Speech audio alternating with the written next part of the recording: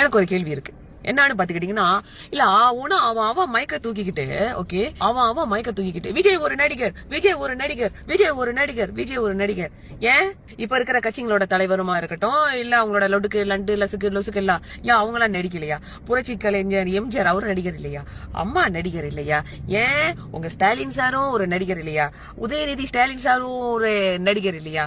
அப்புறம் இன்னொரு பைத்தியக்காரனுங்க இருக்கானுங்களே, அதாவது இந்த NTK கட்சி, அவர் ஒரு மகா நடிகர் இல்லையா?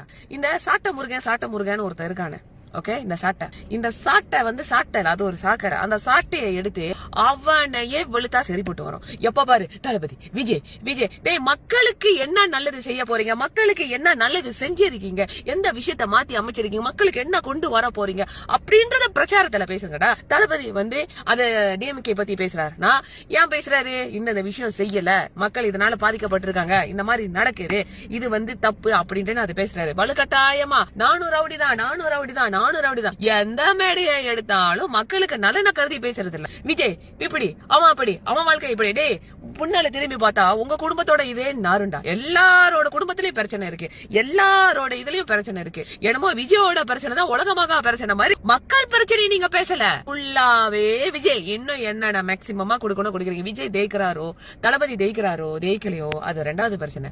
ஆனா இன்னைக்கு தளபதினா என்ன, இந்தியால அரசியல்னா என்ன அப்படின்ட்டு இந்த இளைஞர்களுக்கு வந்து ஒரு தெளிவு வந்திருக்கு பாத்தீங்களா?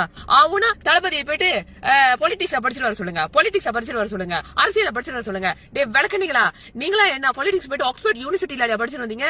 ஆக்ஸ்போர்ட் யூனிவர்சிட்டி இல்ல உங்க தமிழ்நாட்டுல அரசியல் செய்வது எப்படி, அரசியல் பூந்து கொள்ளடிப்பது எப்படி அப்படின்றது தனியா ஒரு கல்லூரி வச்சிருக்கீங்களா? இல்ல பல்கலைக்கழகம் வச்சிருக்கீங்களா? பைத்தியக்காரனுங்களா? உங்களெல்லாம் யார் வந்தாலும் திருத்தவே முடியாது. உண்மைக்கே சொல்றேன், திருத்தவே முடியாது. இந்த தமிழ்நாடு வந்து இந்த மாதிரி இருக்கிறதுக்கு உங்களை மாதிரி சில பேரு 6 அறிவு இருந்தோ பயன்படுத்தாததுதான் காரணம்.